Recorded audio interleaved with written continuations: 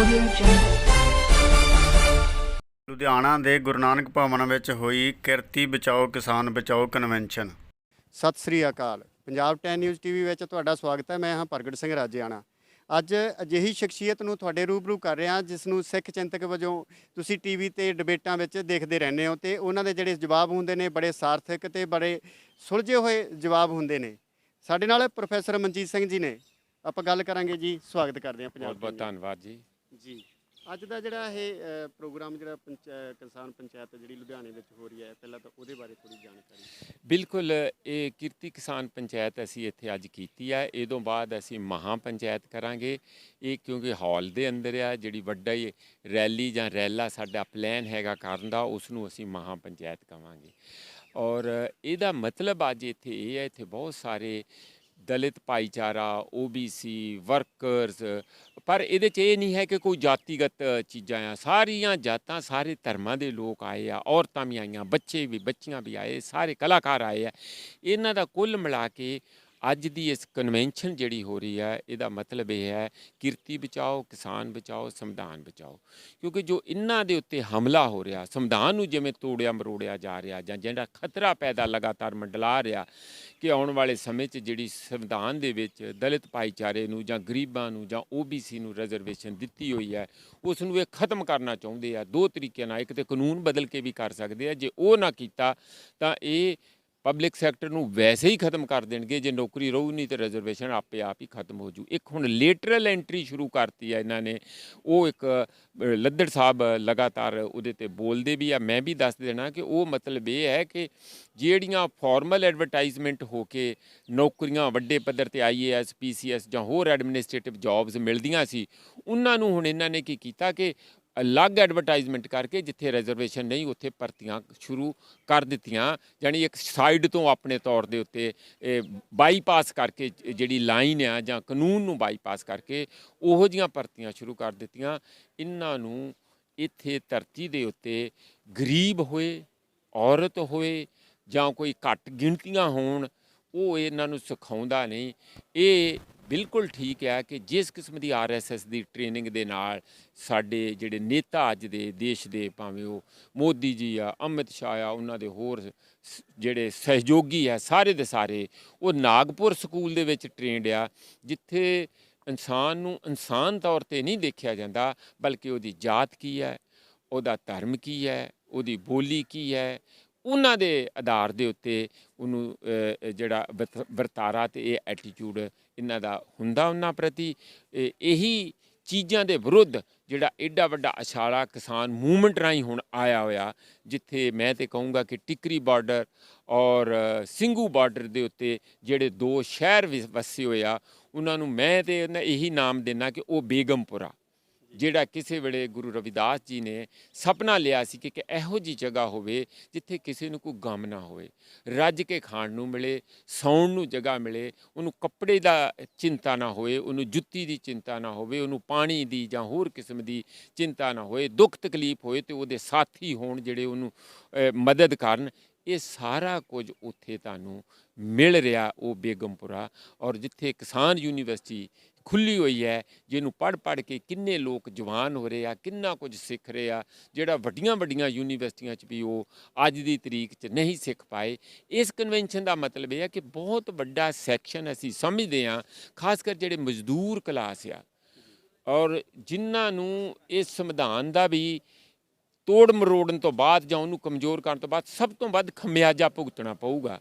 ਪਹਿਲਾਂ ਹੀ ਜਿਹੜੇ ਲੇਬਰ ਲਾਜ਼ ਸਾਰੇ ਦੇ ਸਾਰੇ 44 ਲਾਅ ਕਾਨੂੰਨ ਜਿਹੜੇ ਕਿਰਤੀਆਂ ਦੇ ਕਾਨੂੰਨ ਸੀ, ਉਹਨਾਂ ਨੂੰ ਬੰਦ ਕਰਕੇ ਫਾੜ ਕੇ ਸੁੱਟਤੇ। ਇਹਨਾਂ ਨੇ 4 ਲੇਬਰ ਕੋਡ ਇਹੋ ਜਿਹੇ ਬਣਾ ਦਿੱਤੇ, ਜਿਹਦੇ ਅੰਦਰ ਕਾਰਪੋਰੇਟਾਂ ਨੂੰ ਖੁੱਲੀਆਂ ਛੁੱਟੀਆਂ ਦੇ ਦਿੱਤੀਆਂ ਕਿ ਜਿਹਨੂੰ ਮਰਜ਼ੀ ਤੁਸੀਂ ਰੱਖੋ, ਜਿਹਨੂੰ ਮਰਜ਼ੀ ਕੱਢ ਦਿਓ, ਜਿਹਨੂੰ ਮਰਜ਼ੀ ਜਿੰਨੀ ਮਰਜ਼ੀ ਤਨਖਾਹ ਦੇ ਦਿਓ, ਜਦੋਂ ਮਰਜ਼ੀ ਤਨਖਾਹ ਦੇ ਦਿਓ। ਇਹੋ ਜਿਹੇ ਨਵੇਂ ਕਾਨੂੰਨ ਬਣਾ ਦਿੱਤੇ ਆ ਅਤੇ ਜਿਹੜੇ ਕਿਰਤੀਆਂ ਦੇ ਅਧਿਕਾਰ ਸੀ, 150 ਸਾਲ ਲੜਾਈ ਕਰਕੇ ਬਣਾਏ ਸੀ, ਉਹ ਸਾਰੇ ਦੇ ਸਾਰੇ ਖਤਮ ਕਰਤੇ। ਅਤੇ ਸਾਡਾ ਇਹ ਹੋਕਾ ਆ ਇਸ ਕਨਵੈਨਸ਼ਨ ਰਾਹੀਂ ਕਿ ਉਹ ਸਾਰੇ ਕਿਰਤੀ, ਦਲਿਤ, ਗਰੀਬ ਕਿਸਾਨ, ਛੋਟਾ ਕਾਰੋਬਾਰੀ, ਇਹ ਸਾਰੇ ਇਕੱਠੇ ਹੋ, ਵੱਡੀ ਪੱਧਰ 'ਤੇ ਸ਼ਮੂਲੀਅਤ ਕਰੋ ਕਿ ਕਿਸਾਨ ਮੂਵਮੈਂਟ ਸਿਰਫ ਕਿਸਾਨਾਂ ਦੀ ਮੂਵਮੈਂਟ ਨਹੀਂ, ਇਸ ਵੇਲੇ ਇਹ ਜਨ ਅੰਦੋਲਨ ਆ ਅਤੇ ਉਹ ਪੂਰਨ ਰੂਪ ਦੇ ਵਿੱਚ ਜਨ ਅੰਦੋਲਨ ਤਾਂ ਹੀ ਤੇ ਉਦੋਂ ਹੀ ਬਣੂਗਾ ਜਦੋਂ ਅਸੀਂ ਮੋਢੇ ਨਾਲ ਮੋਢਾ ਜੋੜ ਕੇ ਸਾਰੇ ਭਾਈ ਜਿਹੜੀ ਮਿਹਨਤ ਦੀ ਕਮਾਈ ਕਰਕੇ ਖਾ ਰਹੇ ਆ ਔਰ ਖਾਣਾ ਚਾਹੁੰਦੇ ਆ ਉਹ ਇਸ ਦੇ ਵਿੱਚ ਵੱਡੇ ਪੱਧਰ ਤੇ ਸ਼ਾਮਲ ਹੋਵਾਂਗੇ। ਜੀ, ਤੁਸੀਂ ਰਿਜ਼ਰਵੇਸ਼ਨਾਂ ਦੀ ਗੱਲ ਕੀਤੀ ਹੈ। ਯੂਪੀ ਦੇ ਵਿੱਚ ਜੋਗੀ ਸਾਹਿਬ ਦੀ ਸਰਕਾਰ ਹੈ ਤੇ ਉੱਥੇ ਬਹੁਤ ਸਾਰੀਆਂ ਰਿਜ਼ਰਵੇਸ਼ਨਾਂ ਕਹਿੰਦੇ ਖਤਮ ਕਰ ਦਿੱਤੀਆਂ, ਮੈਂ ਪੜ੍ਹਿਆ ਸੀ ਕਿਤੇ। ਕੀ ਇਹਦੇ ਬਾਰੇ ਕੁਝ ਕਹਿ ਸਕਦੇ ਹੋ? ਨਹੀਂ ਇਹ ਤੇ ਉਹਨਾਂ ਨੂੰ ਸਭ ਤੋਂ ਵੱਡੀ ਢਿੱਡ 'ਚ ਪੀੜ ਹੀ ਇਸ ਗੱਲ ਦੀ ਹੁੰਦੀ ਹੈ ਕਿ ਇਹ ਕੌਣ ਹੁੰਦੇ ਆ, ਇਹ ਤੇ ਸਾਰੇ ਦਾ ਸਾਰਾ ਕਬਜ਼ਾ ਸਾਡਾ ਹੋਣਾ ਚਾਹੀਦਾ। ਹੁਣ ਉਹਨਾਂ ਨੇ ਇੱਕ ਤਰੀਕਾ ਕੱਢਿਆ ਹੈ, ਸਾਰਾ ਪਬਲਿਕ ਸੈਕਟਰ ਵੇਚ ਕੇ ਇੱਕ ਮਿਨਿਸਟਰੀ ਬਣਾਈ ਹੈ ਜਿਹੜੀ ਪਬਲਿਕ ਸੈਕਟਰ ਵੇਚਣ ਦੀ ਮਿਨਿਸਟਰੀ ਹੈ, ਜਿਹਨੂੰ ਕਹਿੰਦੇ ਮਿਨਿਸਟਰੀ ਆਫ ਡਿਸਇਨਵੈਸਟਮੈਂਟ। ਵੀ ਉਹ ਜਿੰਨੀ ਛੇਤੀ ਉਹਨੂੰ ਵੇਚ ਸਕਦੇ ਕੌਡੀਆਂ ਦੇ ਭਾਅ ਵੇਚ ਕੇ ਇਹਨਾਂ ਨੂੰ ਦੇ ਦਿਓ, ਅਡਾਨੀਆਂ ਅੰਬਾਨੀਆਂ ਨੂੰ ਦੇ ਦਿਓ। ਉਹਨਾਂ ਦਾ ਜਿਹੜੀਆਂ ਬੰਦਰਗਾਹਾਂ ਉਹਨਾਂ 'ਤੇ ਕਬਜ਼ਾ, ਉਹਨਾਂ ਦੇ ਜਿਹੜੀਆਂ ਏਅਰਪੋਰਟ ਆ ਉਹਨਾਂ 'ਤੇ ਕਬਜ਼ਾ, ਉਹਨਾਂ ਦਾ ਦਾਣਿਆਂ 'ਤੇ ਕਬਜ਼ਾ, ਉਹਨਾਂ ਦਾ ਹੁਣ ਜ਼ਮੀਨਾਂ 'ਤੇ ਕਬਜ਼ਾ ਹੋਣ ਵਾਲਾ। ਇਹ ਸਾਰੇ ਦਾ ਸਾਰਾ ਜਿੰਨੀਆਂ ਖਾਨਾਂ ਖਣਿਜ ਪਦਾਰਥ ਉਹਦੇ 'ਤੇ ਕਬਜ਼ਾ ਕਰਵਾਤਾ। ਜਾਣੀ ਇੱਥੇ ਦੇ ਜਲ ਪਾਣੀ ਹਵਾ ਧਰਤੀ ਸਾਰਿਆਂ 'ਤੇ ਉਹਨਾਂ ਦਾ ਕਬਜ਼ਾ ਹੋਊ ਕਿ ਜਾਣੀ ਤੁਸੀਂ ਸਾਰੇ ਇੱਕ ਜਿਵੇਂ ਚਿੜੀਆ ਘਰ 'ਚ ਅਸੀਂ ਰਹਿੰਦੇ ਹਾਂ, ਉਹ ਸਾਨੂੰ ਚਿੜੀਆ ਘਰ ਦਾ ਜਿਹੜਾ ਸ਼ੇਰ ਆ ਉਹ ਸ਼ੇਰ ਨਹੀਂ, ਚਿੜੀਆ ਘਰ ਦੀ ਚਿੜੀ ਉਹ ਚਿੜੀ ਨਹੀਂ, ਕਿਉਂਕਿ ਜੇ ਉਹਨੂੰ ਦਾਣਾ ਮਿਲਿਆ ਤੇ ਖਾਊਗੀ, ਨਹੀਂ ਤੇ ਮਰ ਜਾਊਗੀ। ਉਹਦੀ ਉਮਰ ਵੀ ਨਹੀਂ ਕੋਈ, ਉਹਦੀ ਡਿਗਨਿਟੀ ਵੀ ਕੋਈ ਨਹੀਂ, ਉਹਦੀ ਰਿਸਪੈਕਟ ਵੀ ਕੋਈ ਨਹੀਂ, ਕੋਈ ਇੱਜ਼ਤ ਨਹੀਂ। ਇਹ ਸਾਰੇ ਦੇਸ਼ ਨੂੰ, ਸਾਰੀ ਜਨਤਾ ਨੂੰ, ਇਸ ਦੇਸ਼ ਨੂੰ ਇੱਕ ਪਿੰਜਰੇ ਦੇ ਵਿੱਚ ਬੰਦ ਕਰਕੇ ਚਿੜੀਆ ਘਰ ਵਾਂਗੂ ਬਣਾਉਣਾ ਚਾਹੁੰਦੇ ਆ, ਤਾਂ ਕਿ ਉਹਦਾ ਜਿਹੜਾ ਮਾਲਕ ਆ ਉਹਦੀ ਚਾਬੀ ਚਿੜੀਆ ਘਰ ਦੀ ਅਡਾਨੀਆਂ ਅੰਬਾਨੀਆਂ ਨੂੰ ਦੇਣੀ ਚਾਹੁੰਦੇ ਆ। ਇਸ ਕਿਸਮ ਦੀ ਪਰਨੀਸ਼ੀਅਸ ਜਿਹੜੀ ਬੜੀ ਗੰਭੀਰ ਇੱਕ ਤੁਸੀਂ ਕਹਿ ਲਓ ਸਕੀਮ ਬਣਾਈ ਆ ਇਹਨਾਂ ਨੇ ਜਾਂ ਡਿਜ਼ਾਈਨ ਬਣਾਇਆ, ਇਹਦੇ ਤੇ ਖਤਰੇ ਤੋਂ ਅਜੇ ਬਹੁਤ ਲੋਕ ਵਾਕਫ ਨਹੀਂ। ਜਿਹੜੇ ਵਾਕਫ ਹੋਏ ਕਿਸਾਨ ਉਹ ਤੇ ਜਾ ਕੇ ਬੈਠੇ ਆ, ਉਹ ਹਿੱਲਣਗੇ ਨਹੀਂ ਜਦ ਤੱਕ ਇਹ ਕਾਨੂੰਨ ਵਾਪਸ ਨਹੀਂ ਹੁੰਦੇ। ਪਰ ਸਾਡੇ ਕਿਰਤੀ ਵੀਰ, ਦਲਿਤ ਭਾਈਚਾਰਾ ਜਾਂ ਹੋਰ ਵੀ ਜਿਹੜੇ ਮਿਹਨਤਕਸ਼ ਹੱਥੀਂ ਮਿਹਨਤ ਕਰਦੇ, ਉਹਨਾਂ ਦੇ ਕੋਲ ਹੈਂਡ ਟੂ ਮਾਊਥ ਆ, ਟਾਈਮ ਨਹੀਂ, ਸੋਚ ਨਹੀਂ ਸਕਦੇ, ਪੜ੍ਹਨ ਦਾ ਟਾਈਮ ਨਹੀਂ ਮਿਲਦਾ, ਉਹ ਤੇ ਰੋਟੀ ਸ਼ਾਮ ਤੱਕ ਮੁਸ਼ਕਲ ਨਾਲ ਕਮਾ ਕੇ ਖਾਂਦੇ। ਅਸੀਂ ਉਹਨਾਂ ਨੂੰ ਵੀ ਢੋਲ ਵਜਾ ਕੇ ਜਾਗਦੇ ਰਹੋ, ਭਾਵੇਂ ਆਪਣੇ ਘਰ ਦੇ ਉੱਤੇ ਝੰਡੀ ਲਾਓ, ਭਾਵੇਂ ਆਪਣੇ ਮਹੱਲੇ 'ਚ ਹੀ ਸ਼ਾਮ ਨੂੰ 1 ਘੰਟੇ ਦਾ ਪ੍ਰੋਟੈਸਟ ਕਰੋ। ਜੇ ਤੁਸੀਂ ਨਹੀਂ ਜਾ ਸਕਦੇ, ਤੁਹਾਡੇ ਕੋਲ ਟਾਈਮ ਨਹੀਂ, ਪਰ ਇਸ ਮੂਵਮੈਂਟ ਦੇ ਵਿੱਚ ਸ਼ਾਮਲ ਹੋ ਕੇ ਤੁਸੀਂ ਇਸ ਨੂੰ ਬਲ ਬਖਸ਼ੋ ਔਰ ਇਹਦੇ ਵਿੱਚ ਇਹਦਾ ਪਾਰਟ ਬਣੋ, ਇਹਦਾ ਹਿੱਸੇਦਾਰ ਬਣੋ। ਭਾਗੀਦਾਰੀ ਇਹਦੇ ਵਿੱਚ ਤੁਹਾਡੀ ਹੋਣੀ ਚਾਹੀਦੀ ਆ। ਜੋ ਵੀ ਕੱਲ੍ਹ ਨੂੰ ਇਸ ਦੇਸ਼ ਦੇ ਵਿੱਚ ਨਵਾਂ ਸਮਾਜ, ਨਵਾਂ ਨਿਜ਼ਾਮ, ਨਵੀਂ ਕਿਸਮ ਦੀ ਸੋਚ, ਨਵੇਂ ਕਿਸਮ ਦੀ ਅਰਥ ਵਿਵਸਥਾ ਹੋਊਗੀ, ਉਸ ਦੀ ਤੁਹਾਡੀ ਵੀ ਉਹਦੇ 'ਚ ਇੱਕ ਸ਼ਮੂਲੀਅਤ ਹੋਣੀ ਚਾਹੀਦੀ ਹੈ, ਤਾਂ ਕਿ ਤੁਸੀਂ ਵੀ ਉਸ ਦੇ ਫਲਾਂ ਦਾ ਆਨੰਦ ਮਾਣ ਸਕੋ। ਪ੍ਰੋਫੈਸਰ ਸਾਹਿਬ, ਜਿਹੜੇ ਵਰਗ ਦੀ ਤੁਸੀਂ ਗੱਲ ਕੀਤੀ ਹੈ, ਉਹ ਵਰਗ ਇਹੀ ਸਮਝਦਾ ਵੀ ਸ਼ਾਇਦ ਇਹ ਲੜਾਈ ਹੈ ਜਿਹੜੀ ਇਕੱਲੇ ਕਿਸਾਨਾਂ ਦੀ ਲੜਾਈ ਹੈ। ਉਹਨਾਂ ਨੂੰ ਤੁਸੀਂ, ਤੁਹਾਡੇ ਕਿਹੜੇ ਸ਼ਬਦ ਹੋਣਗੇ ਵੀ ਉਹ ਜਿਹੜੇ ਹੈਗੇ ਆ ਇਸ ਮੂਵਮੈਂਟ ਨੂੰ ਅਪਣਾਉਣ? ਨਹੀਂ, ਮੇਰੇ ਤੇ ਉਹਨਾਂ ਵੀਰਾਂ ਨੂੰ ਬੇਨਤੀ ਹੈ ਕਿ ਸਭ ਤੋਂ ਪਹਿਲਾਂ ਕੁਹਾੜਾ ਜੋ ਇਹ ਚੱਲ ਰਿਹਾ ਆ, ਉਹਦਾ ਕਿਸਾਨਾਂ 'ਤੇ ਨਹੀਂ ਪੈਣਾ। ਕਿਸਾਨ ਦੀ ਜ਼ਮੀਨ ਆ, ਜੇ ਜ਼ਮੀਨ ਚਲੇ ਵੀ ਜਾਊ, ਉਹਦੇ ਕੋਲ 4 ਪੈਸੇ ਵੀ ਹੋਣਗੇ, ਉਹਦੇ ਕੋਲ ਟੈਕਨੀਕ ਆ ਕੰਮ ਕਰਨ ਦੀ। ਸਭ ਤੋਂ ਪਹਿਲਾਂ ਜੇ ਕਾਨੂੰਨ ਲਾਗੂ ਰਹਿ ਜਾਂਦੇ ਆ, ਪਿੱਛੇ ਨਹੀਂ ਹਟਦੇ, ਦਲਿਤ ਭਾਈਚਾਰਾ ਕਿਰਤੀ ਤੇ ਮਿਹਨਤੀ ਮਰੂਗਾ। ਉਹਦਾ ਕਾਰਨ ਮੈਂ ਇਹ ਦੱਸਦਾ ਕਿ ਇੱਕ ਤਾਂ ਉਹਨਾਂ ਨੂੰ ਕੰਮ ਨਹੀਂ ਮਿਲੂਗਾ, ਕਿਉਂਕਿ ਇੱਕ ਵੱਡੀ ਵਰਕਿੰਗ ਕਲਾਸ, ਨਵੀਂ ਜਮਾਤ ਕੰਮ ਕਰਨ ਵਾਲਿਆਂ ਦੀ ਇੰਨਾ ਹੀ ਕਿਸਾਨਾਂ 'ਚੋਂ ਪੈਦਾ ਹੋ ਜੂਗੀ। ਪਹਿਲਾਂ ਹੀ 86% ਲੋਕ ਸਾਡੇ ਕਿਸਾਨ ਇਹੋ ਜਿਹੇ ਆ ਜਿਨ੍ਹਾਂ ਦੀ ਜ਼ਮੀਨ 5 ਏਕੜ ਜਾਂ 5 ਏਕੜ ਤੋਂ ਥੱਲੇ ਆ। 86% ਸਮਝ ਲਓ, ਜਾਣੀ ਸਿਰਫ 14% ਇਹੋ ਜਿਹੇ ਜਿਨ੍ਹਾਂ ਦੀ 5 ਏਕੜ ਤੋਂ ਉੱਪਰ ਜ਼ਮੀਨ ਆ। ਉਹ ਪਹਿਲਾਂ ਹੀ ਜਿਹੜੇ 5 ਏਕੜ ਵਾਲੇ ਆ, ਉਹ ਹਾਸ਼ੀਆਗ੍ਰਸਤ ਕਿਸਾਨ ਆ, ਬੜੇ ਹੈਂਡ ਟੂ ਮਾਊਥ ਜੀਂਦੇ ਆ, ਮੁਸ਼ਕਲ ਨਾਲ ਰੋਟੀ ਕਮਾ ਕੇ ਜੀ ਰਹੇ ਆ। ਜਿੱਦਣ ਉਹਨਾਂ ਦੀ ਜ਼ਮੀਨ ਜਾਊਗੀ ਤੇ ਉਹ ਕੀ ਕਰਨਗੇ? ਉਹ ਵਰਕਰ ਬਣ ਜਾਣਗੇ। ਇਹ ਜਿਹੜੇ ਪਹਿਲਾਂ ਵਰਕਰ ਆ, ਇਹ ਕਿੱਥੇ ਜਾਣਗੇ? ਇਹ ਧੱਕੇ ਜਾਣਗੇ, ਇਹਨਾਂ ਨੂੰ ਕੰਮ ਨਹੀਂ ਮਿਲੂਗਾ। ਜਦੋਂ ਫਿਰ ਇਹ ਮਾੜੀ ਮੋਟੀ ਕਿਤੇ ਕੰਮ ਕਰਕੇ ਧੱਕੇ ਖਾ ਕੇ ਕੁਛ ਤਨਖਾਹਾਂ ਵੇਜ ਲੈਣ ਜਾਣਗੇ, ਵੇਜ ਪਹਿਲਾਂ ਹੀ ਅੱਧੀ ਹੋ ਜੂਗੀ, ਕਿਉਂਕਿ ਮਾਰਕੀਟ ਦੇ ਵਿੱਚ ਕੰਮ ਮੰਗਣ ਵਾਲੇ ਇੰਨੇ ਹੋਣਗੇ ਤੇ ਕੰਮ ਮਿਲੂਗਾ ਨਹੀਂ। ਜਦੋਂ ਉਹ ਅੱਧੀ ਵੇਜ ਹੋ ਜੂਗੀ, ਜਿਹੜੀ ਉਹਦੀ ਉਜਰਤ ਅੱਧੀ ਮਿਲੂਗੀ, ਜੇ 400 ਉਜਰਤ ਆ 200 ਤੇ ਉਹਨੂੰ ਕੰਮ ਕਰਨਾ ਪਊਗਾ ਮਜਬੂਰ। ਜਦੋਂ ਉਹ ਖਰੀਦਣ ਜਾਊਗਾ ਤੇ ਉਹਦੀ ਖਰੀਦਣ ਦੀ ਜਿਹੜੀ ਰੋਟੀ ਪਾਣੀ ਸਬਜ਼ੀ ਦਾਲ ਅੱਜ ਨਾਲੋਂ 10 ਗੁਣਾ ਮਹਿੰਗੀ ਹੋਊਗੀ। ਮੈਂ ਤੁਹਾਨੂੰ ਕੰਕਰੀਟ ਐਗਜ਼ਾਮਪਲ ਦਾ ਦੱਸ ਦੇਣਾ। ਇੱਕ ਹੁਣੇ ਵੀਡੀਓ ਆਈ ਸੀ, ਇੱਕ ਗੋਭੀ ਦਾ ਫੁੱਲ ਜਿਹੜਾ 1 ਕਿਲੋ ਦਾ ਸੀ, ਜਿਹੜੀ 3 ਰੁਪਏ ਕਿਲੋ ਇਸ ਵੇਲੇ ਮਾਰਕੀਟ 'ਚ ਮਿਲ ਰਹੀ ਆ, ਕਿਸਾਨ ਨੂੰ 2 ਰੁਪਏ ਕਿਲੋ ਮਿਲ ਰਿਹਾ। ਉਹਦੀ ਪੈਕਿੰਗ ਕਰਕੇ ਇੱਕ ਵੱਡੇ ਸ਼ੋਅਰੂਮ ਦੇ ਵਿੱਚ, ਜਿੱਥੇ ਜਿਹਨੂੰ ਤੁਸੀਂ ਮਾਲ ਕਹਿੰਦੇ ਆ, ਉਹਦੇ 'ਚ ਇੱਕ ਸਬਜ਼ੀਆਂ ਦਾ ਕਾਰਨਰ ਹੁੰਦਾ, ਉਹਦੀ ਕੀਮਤ ਸੀ 300 ਰੁਪਈਆ। ਮੈਂ ਖੁਦ ਤੁਹਾਡੇ ਸਾਹਮਣੇ ਅੱਖੀਂ ਵੇਖਿਆ ਬਿਆਨ ਦੇ ਰਿਹਾ। ਚੰਡੀਗੜ੍ਹ ਦੇ ਇੱਕ ਇਹੋ ਜਿਹੀ ਜਗ੍ਹਾ ਦੇ ਵਿੱਚ ਇੱਕ ਸੜਿਆ ਹੋਇਆ 350 ਗ੍ਰਾਮ ਦਾ ਪੱਤਾ ਗੋਭੀ ਦਾ ਫੁੱਲ, ਜੇ ਅਸੀਂ ਉਹ ਕਿਤੇ ਮੱਝ ਨੂੰ ਵੀ ਪਾ ਦਈਏ ਉਹ ਸਿਰ ਮਾਰ ਕੇ ਦਏ ਤੇ ਨਾਲੇ ਤੁਹਾਡੇ ਇੱਕ ਠੁੱਡਾ ਵੀ ਮਾਰੇ ਕਿ ਮੇਰੀ ਇੰਨੀ ਇੱਜ਼ਤ ਬਣੀ ਕਿ ਤੁਸੀਂ ਮੈਨੂੰ ਇਹੋ ਜਿਹੀ ਸੜਿਆ ਹੋਇਆ ਗੋਭੀ ਦਾ ਫੁੱਲ ਪਾਇਆ। ਉਸ ਦੀ ਕੀਮਤ ਉੱਤੇ ਲਿਖੀ ਸੀ 50 ਰੁਪਏ ਪੱਤਾ ਗੋਭੀ ਦੀ, 350 ਗ੍ਰਾਮ ਦੀ। ਇਹ ਹਾਲਤ ਸਭ ਤੋਂ ਪਹਿਲਾਂ ਮਜ਼ਦੂਰਾਂ ਦੀ ਹੋਣੀ ਆ। ਮੇਰੇ ਮਜ਼ਦੂਰਾਂ ਵੀਰ ਲੇਟ ਜਾਗਦੇ ਆ, ਪਰ ਜਿੱਦਣ ਜਾਗ ਪੈਣਗੇ ਫਿਰ ਉਹ ਸਰਹੰਦ ਦੀ ਇੱਟ ਨਾਲ ਇੱਟ ਖੜਕਾਉਣਗੇ। ਉਹਨਾਂ ਦੀ ਜਿਹੜੀ ਸ਼ਕਤੀ ਆ ਫਿਰ ਉਹਦੀ ਅਥਾਹ ਸ਼ਕਤੀ ਹੈ, ਉਸ ਨੂੰ ਕੋਈ ਰੋਕ ਨਹੀਂ ਸਕਦਾ ਬਿਲਕੁਲ। ਉਹ ਫਿਰ ਜਾਊਗੀ ਜਿਵੇਂ ਸਮੁੰਦਰ ਦੇ ਵਿੱਚ ਜਵਾਰ ਭਾਟਾ ਆਉਂਦਾ, ਇੰਝ ਉੱਠਦੀ ਹੈ। ਅਸੀਂ ਉਹਨਾਂ ਨੂੰ ਠਾਲਣ ਲਈ ਤੇ ਜਾਗੋ ਜਾਗੋ ਕਹਿਣ ਲਈ ਇੱਥੇ ਆਏ ਹਾਂ। ਤੇ ਇਹ ਮੈਂ ਐਗਜ਼ੈਂਪਲ ਇਸ ਕਰਕੇ ਦਿੱਤੀ ਹੈ ਕਿ ਸਭ ਤੋਂ ਵੱਧ ਜੇ ਇਹ ਕਾਨੂੰਨ ਲਾਗੂ ਰਹਿ ਜਾਂਦੇ ਹੈ ਤੇ ਜਿਸ ਤਰੀਕੇ ਨਾਲ ਇਹਨਾਂ ਨੇ ਤੀਸਰਾ ਕਾਨੂੰਨ, ਇੱਕ ਤੇ ਮੰਡੀ ਦਾ ਕਾਨੂੰਨ ਆ, ਇੱਕ ਠੇਕੇਦਾਰੀ ਦਾ ਇੱਕ ਕਾਨੂੰਨ ਆ, ਤੀਸਰਾ ਕਾਨੂੰਨ ਆ ਅਸੈਂਸ਼ੀਅਲ ਕਮੋਡਿਟੀਜ਼ ਐਕਟ, ਜਿਹਨੂੰ ਕਹਿੰਦੇ ਆ ਕਿ ਜ਼ਰੂਰੀ ਵਸਤਾਂ ਕਾਨੂੰਨ, ਜਿਸ ਨੂੰ ਉਹਨਾਂ ਨੇ ਅਮੈਂਡ ਕਰਕੇ ਜਿੰਨਾ ਮਰਜ਼ੀ ਭੰਡਾਰ ਕਰ ਸਕਦੇ ਆ ਅਡਾਨੀ ਅੰਬਾਨੀ ਅਨਾਜ ਦਾ। ਤੇ ਜਦੋਂ ਬੰਗਾਲ ਦੇ ਵਿੱਚ ਅਕਾਲ ਪਿਆ ਸੀ 1942-43 ਦੇ ਵਿੱਚ, ਤਾਂ ਉਦੋਂ ਇਹ ਨਹੀਂ ਸੀ ਕਿ ਅਨਾਜ ਨਹੀਂ ਸੀ। ਲੋਕ ਭੁੱਖ ਨਾਲ ਲੱਖਾਂ ਇਸ ਕਰਕੇ ਮਰ ਗਏ ਕਿਉਂਕਿ ਉਹਨਾਂ ਕੋਲ ਖਰੀਦਣ ਲਈ ਪੈਸਾ ਨਹੀਂ ਸੀ। ਹੁਣ ਵੀ ਇਹ ਹੋਊਗਾ, ਅਨਾਜ ਹੋਊ ਅਡਾਨੀ ਕੋਲ, ਪਰ ਤੁਹਾਡੇ ਕੋਲ ਪੈਸਾ ਨਹੀਂ ਹੋਊ, ਤੁਹਾਡੇ ਕੋਲ ਰੁਜ਼ਗਾਰ ਨਹੀਂ ਹੋਊ, ਤੁਸੀਂ ਭੁੱਖਮਰੀ ਦੇ ਨਾਲ ਕਰੋੜਾਂ ਦੀ ਗਿਣਤੀ 'ਚ ਮਰ ਜਾਓਗੇ। ਫਿਰ ਜੇ ਮਰ ਜਾਏ, ਮਰਿਆ ਬੰਦਾ ਤਾਂ ਨਹੀਂ ਉੱਠ ਸਕਦਾ। ਅੱਜ ਵੇਲਾ ਆ ਕਿ ਇਸ ਗੱਲ ਨੂੰ ਸਮਝ ਕੇ ਅੱਗੇ ਆਉਣ ਦਾ, ਔਰ ਸਭ ਤੋਂ ਪਹਿਲਾਂ ਜਿਹੜੀ ਸਭ ਤੋਂ ਕਮਜ਼ੋਰ ਕੜੀ ਹੈ ਉਹ ਡਿੱਗੂਗੀ, ਉਹ ਟੁੱਟੂਗੀ, ਉਦੋਂ ਬਾਅਦ ਹੌਲੀ ਹੌਲੀ ਬਾਕੀ ਦੇ ਟੁੱਟਣਗੇ। ਔਰ ਸਭ ਤੋਂ ਕਮਜ਼ੋਰ ਕੜੀ ਹੈ ਦਲਿਤ ਭਾਈਚਾਰਾ, ਔਰ ਉਹਨਾਂ 'ਚ ਵੀ ਜਿਹੜੀ ਹੱਥਲੇ ਮਿਹਨਤ ਕਰਕੇ ਆਪਣਾ ਕਮਾਈ ਕਰਦੇ ਆ, ਜਾਂ ਹੋਰ ਜਿਹੜੇ ਕਾਰੋਬਾਰੀ ਜਿਨ੍ਹਾਂ ਨੂੰ OBC ਕਹਿੰਦੇ ਨੇ, ਛੋਟੇ ਛੋਟੇ ਕਾਰੋਬਾਰੀ ਹੈ, ਉਹਨਾਂ ਦੇ ਉੱਤੇ ਗਾਜ ਸਭ ਤੋਂ ਪਹਿਲਾਂ ਗਿਰੂਗੀ। ਇਹੀ ਅੱਜ ਸਾਡੀ ਕਨਵੈਨਸ਼ਨ ਦਾ ਮਕਸਦ ਆ। ਉਹਨਾਂ ਨੂੰ ਇੱਕ ਹੋਕਾ ਦੇਣ ਆਏ ਆ ਕਿ ਉੱਠੋ, ਮੌਕਾ ਆ।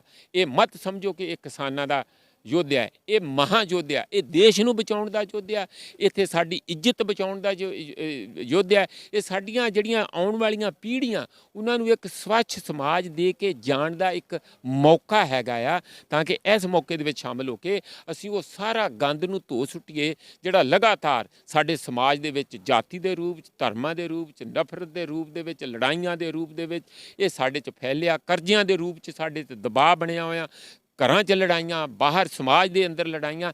ਇਹ ਸਾਰੀਆਂ ਨੂੰ ਕੱਢ ਕੇ, ਇਸ ਜ਼ਹਿਰਾਂ ਨੂੰ ਕੱਢ ਕੇ ਸਮਾਜ 'ਚੋਂ, ਪਰਿਵਾਰ 'ਚੋਂ, ਸਮੁਦਾਇ 'ਚੋਂ, ਤਾਂ ਅਸੀਂ ਇੱਕ ਸੋਝਵਾਈ ਸੁੱਚਾ ਸੱਚਾ ਸਮਾਜ, ਜਿੱਥੇ ਇਨਸਾਨ ਨੂੰ ਇਨਸਾਨ ਜਾਣਿਆ ਜਾਏ, ਜਿੱਥੇ ਸਾਰੇ ਪ੍ਰੇਮ ਨਾਲ ਰਹਿਣ, ਇਕੱਠੇ ਰਹਿਣ, ਮਿਹਨਤ ਕਰਕੇ ਖਾਣ ਔਰ ਸਭ ਨੂੰ ਮਿਹਨਤ ਕਰਨ ਦਾ ਮੌਕਾ ਮਿਲੇ। ਇਹ ਉਹ ਇੱਕ ਉਪਰਾਲਾ, ਇਹ ਉਹੀ ਇੱਕ ਮੂਵਮੈਂਟ ਆ। ਜੇ ਅਸੀਂ ਅੱਜ ਨਾ ਸ਼ਾਮਲ ਹੋਏ ਤਾਂ ਬਹੁਤ ਪਛੜ ਜਾਵਾਂਗੇ। ਕੇਂਦਰ ਸਰਕਾਰ 26 ਤਰੀਕ ਨੂੰ ਲੈ ਕੇ ਹੁਣ ਵੀ ਕਈ ਲੋਕਾਂ ਦੇ ਲੋਕਆਊਟਸ ਜਿਹੜੇ ਕਰ ਰਹੀ ਹੈ, ਮਤਲਬ ਉਹਨਾਂ ਦੇ ਪਰਚੇ ਦਰਜ ਕਰ ਰਹੀ ਆ, ਜਾਂ ਬਹੁਤ ਤਰ੍ਹਾਂ ਦੇ ਜਿਹੜੇ ਹੈਗੇ ਆ ਉਹਨਾਂ ਨੂੰ ਨੋਟਿਸ ਭੇਜ ਰਹੀ ਆ। ਕੀ ਕਹਿਣਾ ਚਾਹੋਗੇ ਇਸ ਗੱਲ ਬਾਰੇ? ਰਾਜੇਣਾ ਜੀ, ਸਰਕਾਰਾਂ ਦਾ ਕੰਮ ਹੁੰਦਾ ਪਰਚੇ ਬੁਲਾਉਣਾ, ਜੇਲਾਂ ਕਰਨੀਆਂ। ਇਹ ਇੱਕ ਹਰ ਸਰਕਾਰ ਦਾ, ਜਦੋਂ ਵੀ ਕੋਈ ਚੰਗੀ ਮੂਵਮੈਂਟ ਆਉਂਦੀ ਹੈ, ਉਹਨਾਂ ਨੂੰ ਖਤਰਾ ਆਉਂਦਾ ਤਾਂ ਉਹਨਾਂ ਕੋਲ ਜਵਾਬ ਨਹੀਂ ਹੁੰਦਾ। ਉਹਨਾਂ ਦਾ ਇਹੀ ਤਰੀਕਾ ਕਿ ਇਹਨਾਂ ਦੇ ਪਰਚੇ ਬਣਾ ਦਿਓ, ਇਹਨਾਂ ਨੂੰ ਜੇਲ੍ਹ 'ਚ ਸੁੱਟ ਦਿਓ, ਛੱਡਦੇ ਰਹਿਣ ਦਿਓ। ਕਿ ਨਹਿਰੂ ਵਰਗੇ ਜੇਲ੍ਹ 'ਚ ਨਹੀਂ ਗਏ, ਕਿ ਗਾਂਧੀ ਵਰਗੇ ਨਹੀਂ ਜੇਲ੍ਹ 'ਚ ਨਹੀਂ ਗਏ, ਕਿ ਗੁਰੂ ਨਾਨਕ ਵਰਗੇ ਚੱਕੀ ਨਹੀਂ ਪੀਸੀ। ਫਿਰ ਜੇ ਸੱਚ ਬੋਲੋਗੇ ਤਾਂ ਉਸ ਦਾ ਖਮਿਆਜਾ ਭੁਗਤਣ ਲਈ ਤਿਆਰ ਰਹਿਣਾ ਚਾਹੀਦਾ। ਇਹਦੀ ਗੱਲ ਕੋਈ ਬਹੁਤੀ ਫਰਕ ਪੈਣੀ ਨਹੀਂ। ਕੱਲ੍ਹ ਅਸੀਂ ਚੰਡੀਗੜ੍ਹ 'ਚ ਰੈਲੀ ਹੋਈ ਸੀਗੀ, ਉੱਥੇ ਲੀਡਰ ਸਾਹਿਬਾਨ ਵੀ ਆਏ ਸੀ, ਮੈਂ ਵੀ ਬੋਲਿਆ ਸੀ। ਉੱਥੇ ਸਾਫ਼ ਕਿਹਾ ਗਿਆ ਕਿ ਜੇ ਦਿੱਲੀ ਦੀ ਪੁਲਿਸ ਕੋਈ ਵੀ ਤੁਹਾਨੂੰ ਕਿਸੇ ਵੀ ਕਿਸਮ ਦਾ ਕਾਨੂੰਨ ਬਣਾ ਕੇ ਤੁਹਾਡੇ 'ਤੇ ਕੋਈ FIR ਦਰਜ ਕਰਕੇ ਉੱਥੇ ਪੇਸ਼ ਹੋਣ ਲਈ ਕਹਿੰਦੀ ਆ, ਬਿਲਕੁਲ ਜਾਣ ਦੀ ਲੋੜ ਨਹੀਂ। ਉਹਨੂੰ ਫੜ ਕੇ ਇੱਥੇ ਬਿਠਾ ਲਓ ਔਰ ਉਹਨੂੰ ਪੁੱਛੋ ਕਿ ਕਿਹੜੀ ਗੱਲ ਦਾ, ਕਿਉਂ ਸਾਨੂੰ ਲਿਜਾਣੇ ਚਾਹੁੰਦੇ, ਕਿਸ ਕਰਕੇ ਸਾਡੇ 'ਤੇ ਕਿਹੜੇ ਅਸੀਂ ਕਾਨੂੰਨ ਦੀ ਭੰਗ ਕੀਤਾ, ਜਾਂ ਕਿਹੜੇ ਅਸੀਂ ਸੰਵਿਧਾਨ ਨੂੰ ਚੁਣੌਤੀ ਦਿੱਤੀ ਹੈ ਕਿ ਤੁਸੀਂ ਸਾਨੂੰ ਇੱਥੇ ਕੋਈ ਦੰਡਿਤ ਕਰਨਾ ਚਾਹੁੰਦੇ ਆ। ਤਾਂ ਉਹਨਾਂ ਨੇ ਇਸ ਗੱਲ ਦਾ ਹੋਕਾ ਦਿੱਤਾ। ਮੈਨੂੰ ਲੱਗਦਾ ਕਿ ਇਹਦੇ ਤੋਂ ਸਿੱਖੂਗੀ ਦਿੱਲੀ ਦੀ ਪੁਲਿਸ ਵੀ ਤੇ ਸਾਡੀ ਸਰਕਾਰ ਵੀ। ਲੇਟੈਸਟ ਜਿਹੜਾ ਹੁਣ ਆਪਣਾ ਚੱਲ ਰਿਹਾ ਹੈ, ਅੰਦੋਲਨ ਚੱਲ ਰਿਹਾ, ਉਹਦੇ ਬਾਰੇ ਤੁਹਾਡੇ ਕੀ ਨਜ਼ਰੀਆ? ਜਿਹੜਾ ਮਤਲਬ 26 ਤੋਂ ਬਾਅਦ ਜਿਹੜੀ ਘਟਨਾ ਵਾਪਰੀ ਸੀ, ਜਾਂ ਅੱਜ ਦੀ ਘੜੀ 'ਚ ਜਿਹੜਾ ਮੋਰਚਾ ਕਿੱਦਾਂ ਦਾ ਹੈਗਾ, ਜਾਂ ਕਿਵੇਂ ਤੁਸੀਂ ਮਹਿਸੂਸ ਕਰਦੇ? ਮੈਂ ਮਹਿਸੂਸ ਕਰਦਾ ਹਾਂ ਕਿ 26 ਇੱਕ ਕਿਸਮ ਦਾ ਵਾਟਰਸ਼ੈਡ ਹੈਗਾ। 26 ਤੋਂ ਪਹਿਲਾਂ ਇੱਕ ਸਮੂਦ, ਜੋਸ਼ੀਲਾ ਉਸ ਕਿਸਮ ਦਾ ਸੀ, ਜਿਹਦੇ ਵਿੱਚ ਇੱਕ ਸਟੇਜ ਦੇ ਉੱਤੇ ਮੇਲੇ ਵਾਂਗੂ ਵੀ ਲੱਗਦਾ ਸੀ, ਜਿਹੜਾ ਇੱਕ ਤੁਸੀਂ ਕਹਿ ਲਓ ਕਿ ਮਾਨਵਤਾ ਦਾ ਜਸ਼ਨ, ਇੱਕ ਪਿਆਰ ਦਾ ਜਸ਼ਨ, ਇੱਕ ਸਦਭਾਵਨਾ ਦਾ ਜਸ਼ਨ, ਜਿੱਥੇ ਬੇਗਮਪੁਰੇ ਦਾ ਮੈਂ ਜਿਹੜਾ ਨਾਂ ਲੈਣਾ ਕਿ ਇੱਥੇ ਕੋਈ ਗਮ ਨਹੀਂ ਹੈ। ਆਓ ਇਸ ਪਿਕਨਿਕ ਵਰਗੇ ਮਾਹੌਲ ਦੇ ਵਿੱਚ ਸ਼ਾਮਲ ਹੋਈਏ, ਜਿੱਥੇ ਇਨਸਾਨ ਨੂੰ ਵੇਖਣ ਦਾ ਤੁਹਾਨੂੰ ਮੌਕਾ ਲੱਗਦਾ ਕਿ ਉਹਦੀ ਵਰਥ ਦੇ ਉੱਤੇ ਉਹਨੂੰ ਇਨਸਾਨ ਸਮਝਿਆ ਜਾਏ। ਪਹਿਲਾ ਫੇਜ਼ ਇਹ ਸੀ। ਦੂਸਰਾ, ਜਦੋਂ ਪੋਲੀਟੀਕਲ ਅਟੈਕ ਹੋਇਆ ਤੇ ਲੋਕ ਫਿਰ ਥੋੜ੍ਹੇ ਸਤਰਕ ਹੋਏ, ਤੇ ਉਹਦੇ ਜਵਾਬ ਦੇ ਵਿੱਚ ਜੋ ਮੈਨੂੰ ਲੱਗਦਾ ਪਸਾਰ ਮੂਵਮੈਂਟ ਦਾ ਹਰਿਆਣੇ ਔਰ ਯੂਪੀ 'ਚ ਹੋਇਆ, ਔਰ ਜਿਹਦੇ ਵਿੱਚ ਹੁਣ ਕਈ ਵਿਰੋਧੀ ਰਾਜਨੀਤਿਕ ਪਾਰਟੀਆਂ ਵੀ ਕੁੱਦ ਪਈਆਂ, ਜਿਹੜੀਆਂ ਕਿ ਬਾਹਰ ਬੈਠੀਆਂ ਤਮਾਸ਼ਾ ਦੇਖ ਰਹੀਆਂ ਸੀ। ਪਹਿਲਾਂ ਅਸੀਂ ਉਹਨਾਂ ਨੂੰ ਬਾਰ-ਬਾਰ ਕਹਿੰਦੇ ਸੀ ਕਿ ਕਿਸਾਨ ਤੁਹਾਨੂੰ ਆਪਣੀ ਸਟੇਜ 'ਤੇ ਨਹੀਂ ਆਉਣ ਦਿੰਦੇ, ਪਰ ਤੁਹਾਡੇ ਹੱਥ ਪੈਰ ਤੇ ਨਹੀਂ ਬੰਨੇ, ਨਾ ਕਿਸੇ ਨੇ ਤੁਹਾਡਾ ਮੂੰਹ ਬੱਧਿਆ ਕਿ ਤੁਸੀਂ ਜਾ ਕੇ ਰੈਲੀਆਂ ਨਹੀਂ ਕਰ ਸਕਦੇ ਕਿਸਾਨਾਂ ਦੇ ਹੱਕ 'ਚ। ਉਹ ਨਹੀਂ ਸੀ ਹੋਏ। ਹੁਣ ਉਹਨਾਂ ਨੂੰ ਪਤਾ ਲੱਗਾ। ਹੁਣ ਉਹ ਆਪਣੇ ਤੌਰ 'ਤੇ, ਜਿਵੇਂ ਪ੍ਰਿਯੰਕਾ ਗਾਂਧੀ 3 ਰੈਲੀਆਂ ਕਰ ਚੁੱਕੀ ਆ, ਇੱਥੇ RLD ਉੱਥੇ ਰੈਲੀਆਂ ਕਰ ਰਹੀ ਆ, ਉਹ ਚੌਧਰੀ ਚਰਨ ਸਿੰਘ ਦਾ ਪੋਤਾ ਰੈਲੀਆਂ ਕਰ ਰਿਹਾ, ਯੂਪੀ ਦੇ ਵਿੱਚ, ਹਰਿਆਣੇ ਦੇ ਵਿੱਚ ਰੈਲੀਆਂ ਹੋ ਰਹੀਆਂ, ਤੇ ਬਾਕੀ ਦੇਸ਼ ਦੇ ਅੰਦਰ ਵੀ ਮੈਨੂੰ ਲੱਗਦਾ ਕਿ ਜਿਹੜੀਆਂ ਵਿਰੋਧੀ ਪਾਰਟੀਆਂ ਉਹ ਵੀ ਸ਼ਾਮਲ ਹੋਣਗੀਆਂ ਇਹਦੇ 'ਚ। ਨਾਲ ਹੀ ਜਿਹੜੇ ਕਿਸਾਨ ਆ, ਜਿੱਥੇ ਤੱਕ ਇਹਨਾਂ ਦੀ ਸ਼ਕਤੀ ਹੈਗੀ, ਉਹਨਾਂ ਦਾ ਉਦੋਂ ਬਾਅਦ ਇਹ ਪਸਾਰ ਹੋਇਆ, ਔਰ ਹੋਰ ਇਹ ਪਸਾਰ ਪੂਰੇ ਦੇਸ਼ ਤੱਕ ਹੋ ਜਾਊਗਾ ਆਉਣ ਵਾਲੇ ਸਮੇਂ 'ਚ। ਸੋ ਇਹ ਸਨ ਪ੍ਰੋਫੈਸਰ ਮਨਜੀਤ ਸਿੰਘ ਜੀ, ਜਿਨ੍ਹਾਂ ਨੂੰ ਅਕਸਰ ਤੁਸੀਂ ਟੀਵੀ ਡਿਬੇਟਾਂ 'ਚ ਸੁਣਦੇ ਦੇਖਦੇ ਰਹਿੰਦੇ ਹੋ। ਕੈਮਰਾਮੈਨ ਸੁਖਮਨ ਦੇ ਨਾਲ ਪ੍ਰਗਟ ਸਿੰਘ ਰਾਜੇਆਣਾ, ਪੰਜਾਬ 10 ਨਿਊਜ਼ TV, ਲੁਧਿਆਣਾ।